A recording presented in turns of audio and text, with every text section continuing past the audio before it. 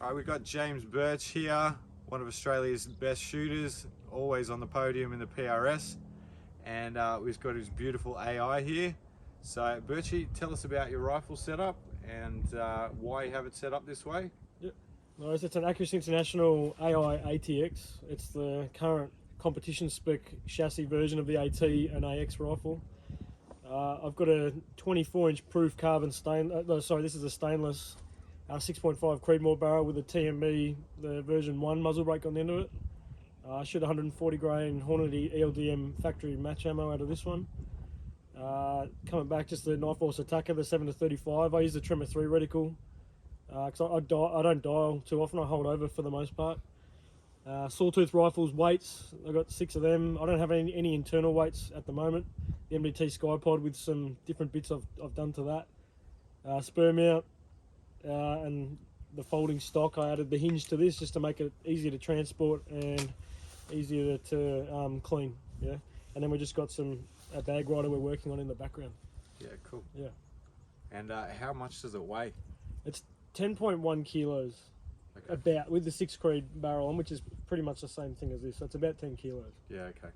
Yeah, which is, it's quite happy being here, but there's a bit of gun. Yeah, it's quite heavy. So with your style of shooting, do you go over the top with your hand on the scope, or do you put it on the weights, or?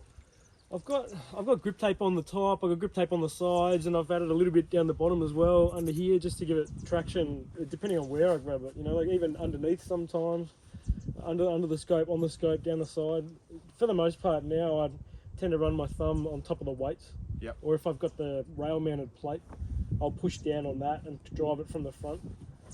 I don't really like that too much anymore. I used to do a lot of that, but I found that I'd influence the wobble more than me actually just being on the side and holding the bag. Yep. If I can keep the gun and the bag together on the barricade, I can contact with pretty much everything. Okay. That's just where I've sat at the moment, but I don't really think about it too much. But that's more often than not where I kind of end up. Okay, so to control muzzle rise, that's just... If I put downward pressure with my thumb and the bag and the barricade, if I can hold it all together, then that seems to work pretty well. Okay. Yeah, that with the TMB, you know, I don't have to do too much. Yeah, yeah. okay. The so gun's doing most of the work. Do you shoulder the gun, or do you free recoil it, or do you change your influence depending on the prop, or? Yeah, I flipped this upside down, the bag rider on the AIs, so the hook's on top. I find it less offensive if there's a kind of pocket here. Yeah. The more I get involved, generally the worse things get. Yeah. So I'll put my shoulder there, but it's more of a reference point. I'm not pushing too much. I'm trying to load barricades up, but I don't free recoil either. Okay. So I want to be able to see where the impacts are, or misses, yeah. So I'm here, I'm not pushing and I'm not feathering either. I try and just put a couple of kilos forwards just to control the back end of the gun, because there's a lot of spring tension in here. If I'm not there, then it moves the whole gun. So if I can support the back, then I can manage the action a fair bit better. Okay. Yeah. And you run a TMB, obviously. You've had a lot of success with it. Yeah, I've got TMB 1 on the 6.5 Creed and a TMB, the second gen one on the 6 Creedmoor barrel. Yep. Without the top ports. They're awesome. They're awesome muzzle brakes. I shot Sidewinders before that, and I've got them on other guns. But the match barrels exclusively now run the TMBs, and it's black and white. Yeah, like the testing we've done, we're comparing all of them.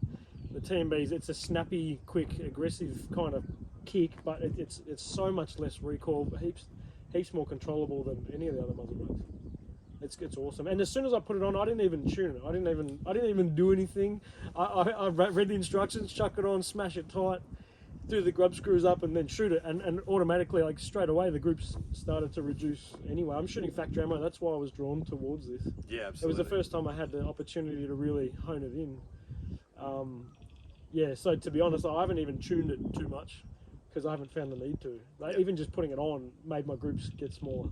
Yeah, so the harmonic dampening is definitely doing its thing. Yeah, man. I can't do load development shooting factory ammo, so this has made a big difference in itself, just sitting there. Yeah. Yeah, but I have adjusted it. I've done some gross manipulation with the rotating collar, and that has made a difference as well. So it's something I need to spend more time with. We've just been so busy, like running matches and then hunting and stuff like that. I haven't actually really sat down and gone right nuts and bolts into that.